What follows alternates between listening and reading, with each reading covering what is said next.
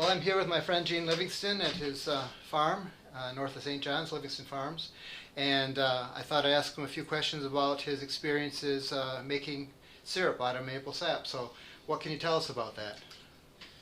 Uh, a lifetime of tales. My grandfather started making maple syrup here in 1902, and we've been making it continuously since then. It's been just one of those things that gets in your blood, and lots of years we don't make any money at it, but we just have to do it because it's part of our life. And I don't know, you want me to go through the whole process? Yeah, just anything that comes to mind. It's all new to me, so. Well, in making maple syrup, we have to start with getting the sap out of the trees. And so it's been done many ways down through history, but we have evolved into drilling a hole in the tree and placing some kind of spigot, we call it a spile nowadays, in the tree to transport that sap out into a container of some kind. Or in modern days now, we're doing it into tubing carrying it from the tree right to the sap house. Wow. And so that's the beginning of making maple syrup, is to get the sap out of the tree and collect it. And how do you know when it's time? The weather determines that. You know it's usually going to be in late February or early March. However, there have been people that have experimented with it, and they have made syrup in almost every season of the year. You have to have freezing nights and thawing days. And so in places like Vermont, where you're up in the mountains, why even in July you can get some freezing weather. And they found out that you can make syrup in any season, but the best syrup usually comes from that season just before spring. Best means the sugar degree? Sugar or? content and just the quality of the syrup that you make. A lot of things affect the quality, and weather being one of them, and outside sources like bacteria and so on that you fight during warm times of the year. And the most flow, you'll get the most sap flow during the seasons that, for around here anyway, it's late February through March. And they talk about sugar maples. The name sugar is right in the name of the tree. So are those the best maples, or do all maples give you good syrup? All maples can give you good syrup. There are, like every product, there are strains of trees that will give more or higher sugar content, but anything that is of the maple genus will make maple syrup. So in a good year, this time of collecting through the hoses, the tubing, that might be a couple of weeks in a good year, or? No, a good year would be probably 6 weeks. We've had years when it is a week or two. A couple of times, I haven't had any that are that short in my time, but my dad told about one year they tapped and made 9 gallons of syrup. And I mean, that's a total disaster, because you spend hundreds, now it's thousands of dollars getting all set up to make it, and then that's all you make. So that's terrible, 9 gallons. But yes. What's a typical or average kind of? I guess I don't have an average year, Goofin. On our farm, we've made anywhere from that 9 gallons to over 600 gallons. Wow. So, but that covers a long span of time where, when they first started out, my grandfather probably only tapped 100 or so trees when he first started. And now we're tapping, well, we have the potential to tap 2,000, but probably only have about 1,600 or 1,700 tapped. It takes a while to get a woods developed with trails and getting it into the whole system. And then there's fuel. You got to have wood or gas or something to Yes. boil the sap. The So traditional, what do you do? The traditional is wood fired.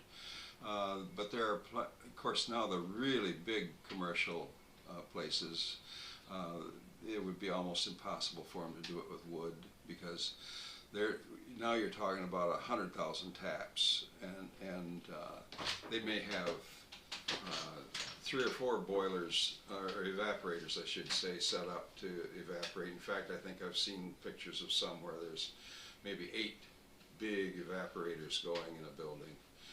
And so supplying that with wood is a gargantuan task. So they will use fuel oil or propane or natural gas in those cases. Yeah. And your operation, when you said that ranged from 9, which is rare, but it's happened, to 600 gallons, do you think other people you know who are doing sugar syrup are in that kind of ballpark? Are you at the high end or low end, or what? Where are you in the producer I'd say scale? we're just an average producer. Yeah. As far as the size of the operation is concerned, we're on the low end of it. Maybe I shouldn't say that. Maybe it is more average, because you have the hobbyists that will tap 100 trees or maybe 15 or 20 trees, and then you go up to, like I said, where they're tapping 100,000 trees. So I guess it depends in that 6-week period when you have a really good year. Mm-hmm. The rhythm of the thing might change, but if there is an average or a typical day, does the temperature and the weather determine when you get started and when you wrap up? Are there times when you have to go 16-hour days, or what's the cycle or the rhythm of the whole process? Yes, it is totally dependent upon the weather, and it's when you get into that part of the year where it is every day is going through that freezing and thawing cycle. Of course, you don't have a constant every day, but within 1 or 2 days it's going to thaw again, and then it will freeze again. And that freezing and thawing pattern is the primary reason that the sap will flow. But then, as I said before, secondary is the atmospheric pressure. Maple tree is like a human body. We have our blood in us, and it operates under a certain pressure. And so is the sap in the tree, is that blood, and it operates under a certain pressure. So if the tree is wounded and the pressure on the outside of the tree, the atmospheric pressure, is less than the pressure on the inside of the tree, the sap will flow out of that wound. If the pressure is higher on the outside than it is in the tree, then it won't flow. So high pressure is a sunny day with blue skies, and low pressure is a sloppy day. A sloppy, terrible day. The ones that you cringe to have to go out in. Mud is usually a good sign that you've got good sap weather if you've got a lot of mud. And so the temperature, for instance, a winter like this winter, there are fellows that tapped way back in December. Now, we've never had good luck tapping out of season. For one thing, the tree tries to heal itself, and so if you have warm weather, then the tree is trying to heal itself where you've wounded it. So it won't usually last through the whole season if you tap real early. In fact, we have tapped early in February and had to go back and re-tap to get the real good flow time that you get along in March. So starting a given year, a day comes and you look at the weather, you said, today's the start. Do you make like a decision and say, let's see if the tubes are delivering or not? Yes, you have a feel for it, for one thing. Yeah, it's that time of year, and from all the weather reports and everything, we better be tapping. And that has to do with what you anticipate the weather to do.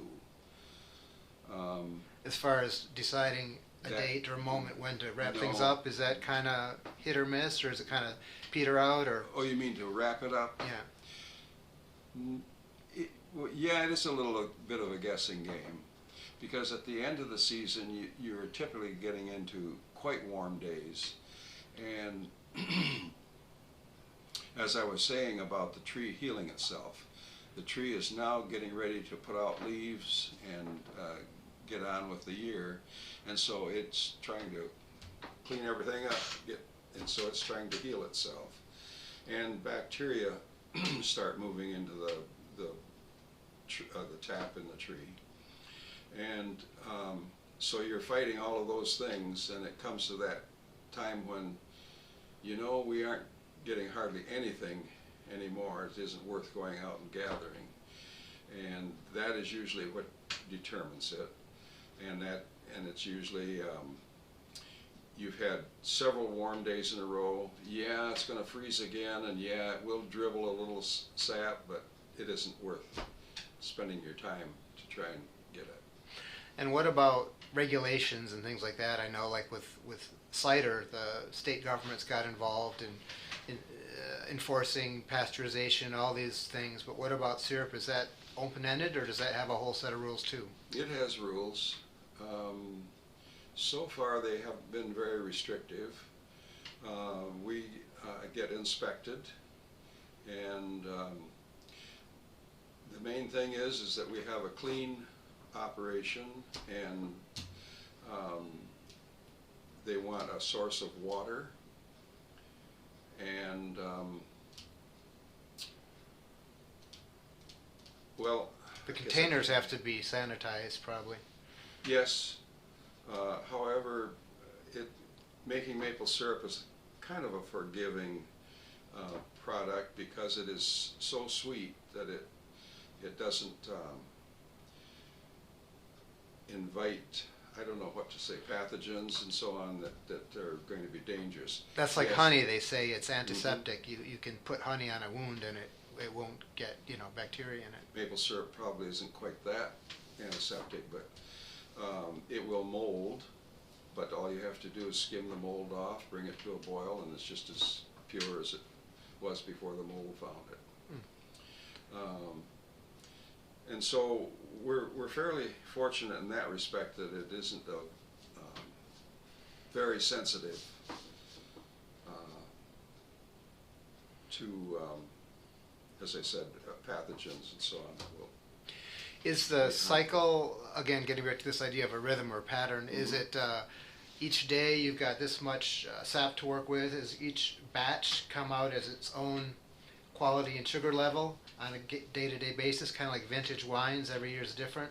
Or is the whole thing a continuous production from morning to night, and it's all mixed in one giant vat and put in bottles, so a given year is all the same? I mean, do you see what I'm saying? Are they small batches, day by day, or are they a whole year's worth of syrup? And day to day, it changes. And once again, it has to do with the weather, how warm it is, how cold it is. As you get later in the season, the tree's chemistry is changing, so it's changing the sap that you're getting to boil down.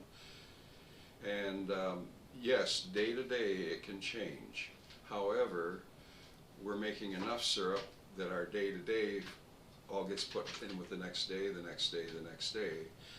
And in some operations, and we used to can every day's production right on the same day, but with the bigger volume that we have now, we're boiling so hard and so fast that we try to gather a whole bunch of days, put them together, and then have a major canning day. Yeah. And so it kind of is all blended at that point. A moment ago, you said that chemistry of the tree changes in its season of putting up buds and blooms and everything. Since you've been making syrup so long and you've been eating syrup so long, I wonder if you developed maybe more sensitivity or gourmet responsiveness to different syrups. In other words, can you tell one syrup from another where the average person would just say it's all syrup? Well, to a certain degree, but I don't consider myself a connoisseur of, flavors and so on in syrup. There are people that can, just like a wine, as you mentioned, wine tasters. They can name you the year that came from and the vineyard that it came from and so on. But in terms of early season sap versus late season sap, or do you have a preference or?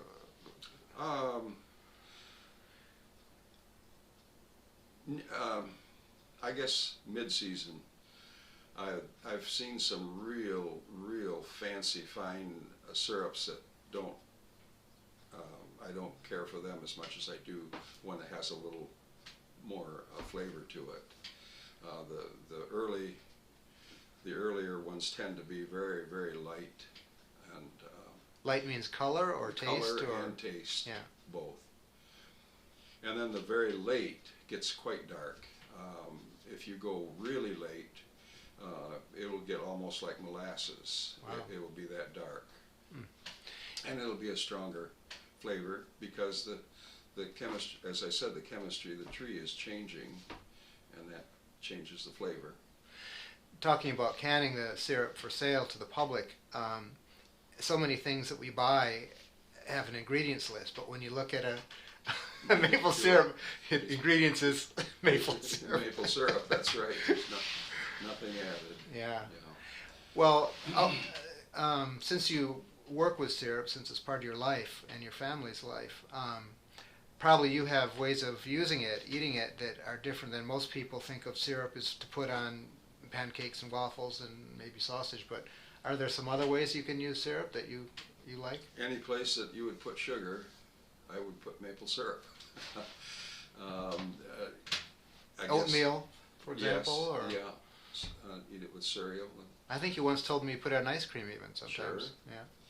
Yeah, and if you have a sour type of fruit, put it with the fruit to sweeten it, and like I said, just in the place of sugar. All my life,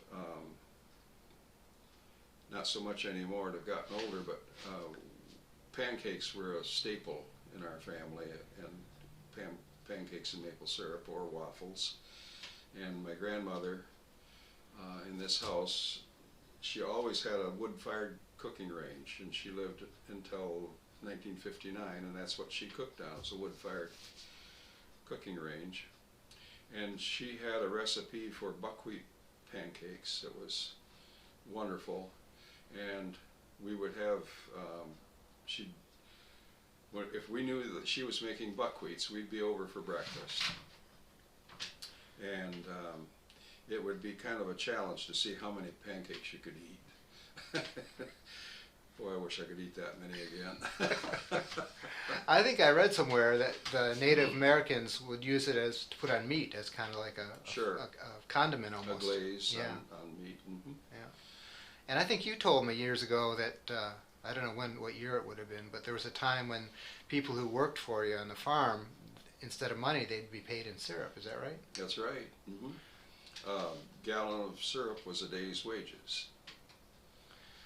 And of course, the math is that it takes 40 gallons of sap to make that 1 gallon. So that's really represents a lot of work. That's the average. You can get sugar content that you get down to where it's 30 gallons to a 1, but also it goes the other way too. You get 50 to 1 too. So, but the 40 is a good average. If you were to had a way to travel back in time, or your grandparents or your parents came back to where we are in February of 2020, and they saw how you make syrup, would it be more or less the same, or would they say, this is a lot different than we used to do? The basic principle is all the same. You gather the sap and you evaporate the water out of it. And my grandfather, I don't think he ever boiled in an actual cauldron, but he boiled on he had just a plain open flat pan. I think it was probably about the size of this table. And he just set up rocks to hold the pan and build a fire under it. And so that keeps evolving. Then they started making specific evaporators where they built an arch for the fire and it held the pan on top, and they went from just a plain flat pan to pans that had dividers down through them, so if the sap was flowing all around like a serpent from the beginning to the end, and you could start making lighter syrup that way. If you just had a plain open pan, you kept dumping fresh sap. The first that you'd boiled is sitting in there getting darker and darker and darker all the time. And so it was kind of difficult to make light syrup under those conditions. But where you had the pan that had these dividers in it, you were putting it in over here, and by the time it had flowed all the way through the pattern and came out over there, it was this kind of a almost continuous flow. And so they developed pans that were more efficient all the time. They started putting drop flues in the pans so that you didn't have just a pan that was that deep. You had a pan that was that deep, but with flues down through it where the fire could go down in between these flues, and you had a lot more surface area to boil, and so you could boil faster. And that's one of the keys to having a lighter grade syrup, is the quicker you can get it in and get it out of the evaporator, the better the chances are that you'll have a lighter syrup. And so if my grandfather were to come and look at it, it would be, the equipment would look strange to him, but he would recognize the whole process, because it's still the basic thing if you're getting rid of the water in the sap. And so as far as the evaporator is concerned today, it is quite an impressive piece of equipment.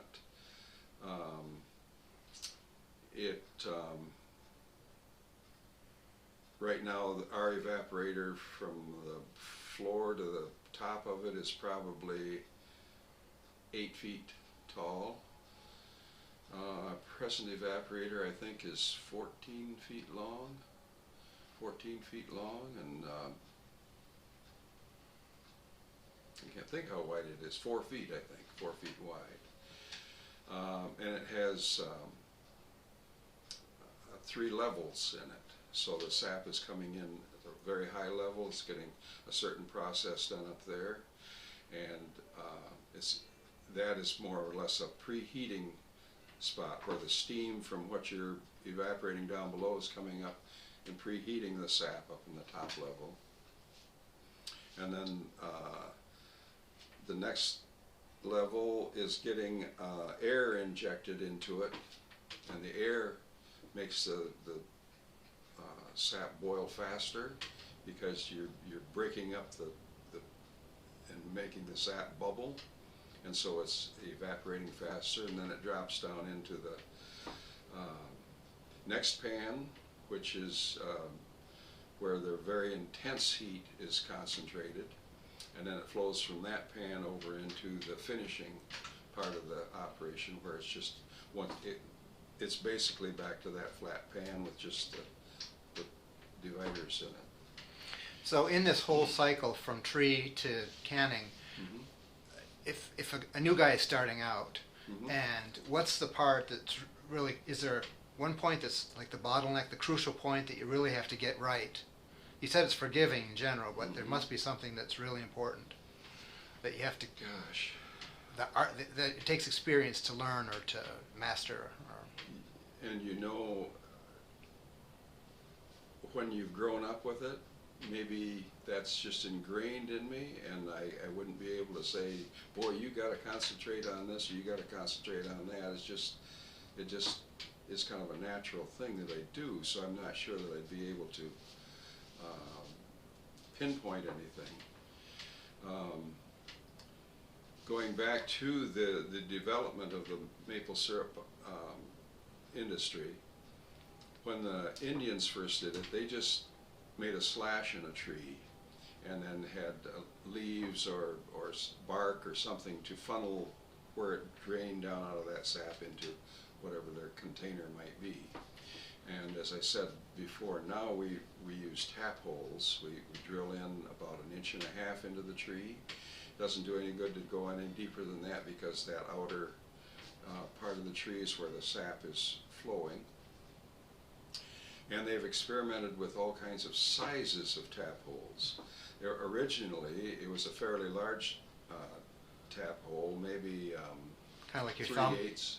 I'm not sure if it ever was as big as your thumb, but maybe 3/8, 7/16, something like that. And as they've gone along, the hole's gotten smaller and smaller. Now you would think that the smaller the hole, the less sap you'd get, but it hasn't been true. So now I can't think what size we are, but I think it's quarter of an inch or something like that. And so as it developed from the Indians, then it went to where they were making wooden spiles that they used. I'm not going to pay attention. And then they finally developed metal spiles, and so now we're using small metal stainless steel spiles. Then, of course, it is developed into the tubing, and those are usually plastic products. All of them, the spiles and the tubes and everything are all plastic.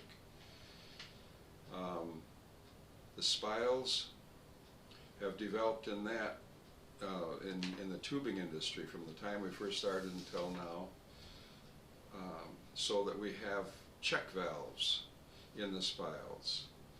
Because as I was saying earlier, bacteria is one of your enemies in making sap, because it wants to feed on the sap in the hole, and it starts clogging up, and the tree's fighting the bacteria, so it's trying to heal itself.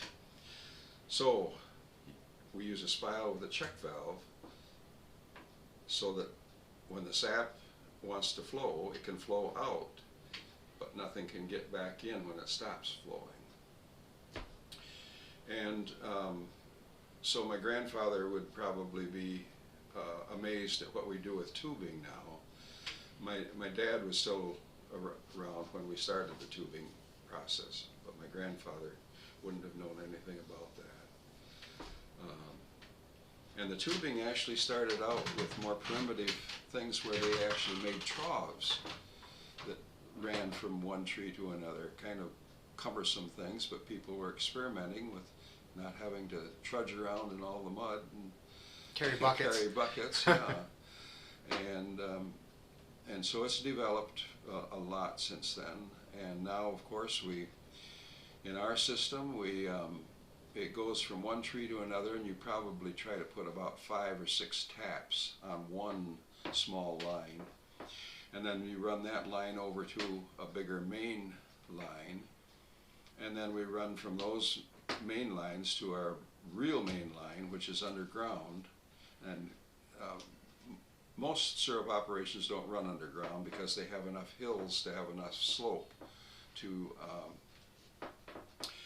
have a natural flow of their sap. But we're flatlands, so we have to develop a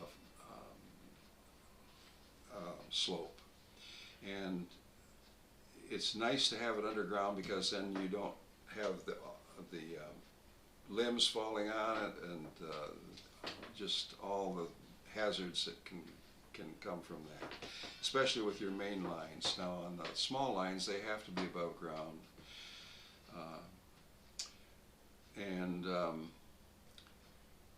So now we've got it flowing naturally, but we found that by putting vacuum on the system that we can enhance the flow of sap very much, because what we're doing is not only pulling the sap along through the lines, but we're creating that low pressure that we want on the tree to make it flow.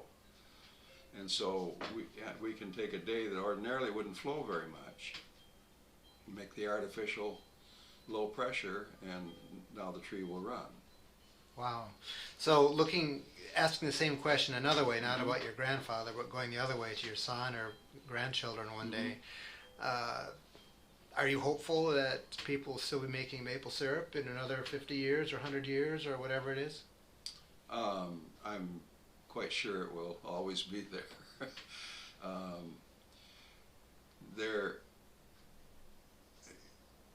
In looking at the industry as a whole, we look at operations around, like we are capable of doing 2,000, and there's other people around the area that can do 2,000. There's quite a few in that range of 1,500 to 5,000, we'll say. But there, as I've mentioned before, there are these huge operations, especially in New England. There are a few in Michigan and Wisconsin and so on that are really big, but where they're up in the 100,000, and we look at the production in the United States, and Canada probably is triple that production. There'll be warehouses full of barrels of maple syrup, big warehouses. Can it be stored for a long time? Because it is Yes. a natural product. Yes, it can. If it's sealed, it will last almost indefinitely. As with anything, there's nothing that's perfect, so maybe in 50 years it might be a little darker, might be a little heavier, but you'd still be able to consume it and enjoy it as maple syrup. Well, thank you. There's a lot to know about maple syrup. A lot of people don't appreciate it. Is there anything else you'd like to add? Any stories or observations, insights, anything? There's always a lot of as in any job, there are always lots of fun stories that happen, that just life happens, and so there's a ton of them. I don't know if there's anything that I can come up with real fast. Gathering syrup is a very labor-intensive job when it's done with buckets, and even with the tubing, it's very labor-intensive that you've got to be out there in the woods all the time inspecting it. A limb falls on a line, all of a sudden you've broken your vacuum and you're losing sap. And squirrels are a nemesis. They are terrible. They like to go right down a plastic line and just chew, chew, chew, chew, chew. And so you'll have 40 or 50 feet of line that you've got to pull out and put another one in.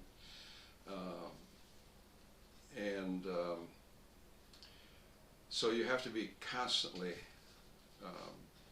out there in the woods taking care of it. One of the sad but very humorous tales from up in Maine, a producer that was at one of our syrup meetings, he had a large operation, and his nemesis was moose. He said, one day I went out and here came a moose out of the woods with about a mile of tubing tangled all up in his antlers. So there's just a lot of things like that will happen.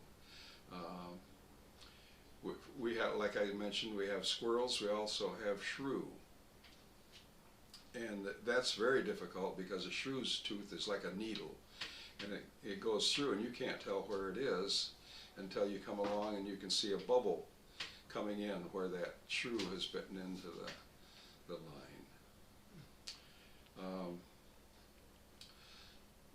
So, and as I said, with the bucket system, it was very laborious. Um, you're gathering thousands of gallons of sap a day just in 2 5-gallon buckets, carrying it around the woods in all the mud and tangle of the underbrush and everything. And you get pretty good workout when you're doing that. And for people who really enjoy it, it's a challenge. I've had many times that I've gone out to see how fast I could gather a certain section of woods, just to have that challenge. It makes you feel good when you can accomplish something. For me, physical work is fun. One of the humorous things that just popped into my head. Many times when you're starting to make maple syrup, the snow is quite deep. In fact,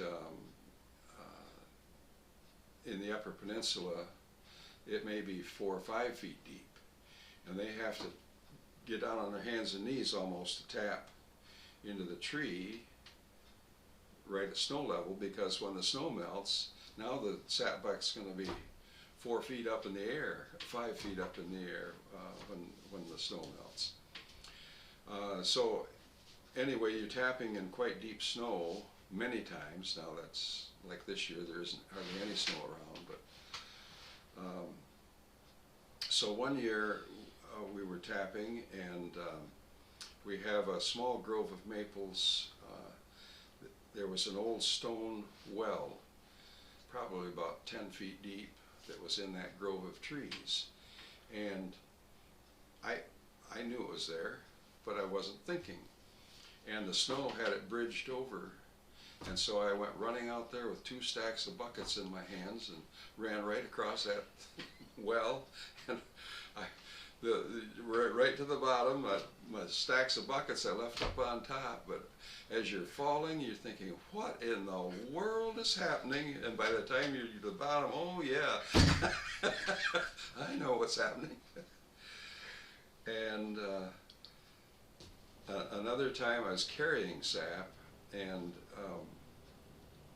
later in the season when it's melting, why there'll be low spots in the woods that will have a little pond of water in them. And many times those will freeze over at a certain level, but the water then will drain out from underneath that ice, and the ice will become like a saucer. And I had 2 pails of sap, and I was running again, carrying those 2 pails of sap, and I went to run across that, and of course it was sloped, and my feet went right out from under me. Ended up on my butt down through the ice into the water. But I didn't spill any sap. That's good. Well, I want to thank you for sharing all these experiences and expertise and knowledge with us, Gene. Thank you very much.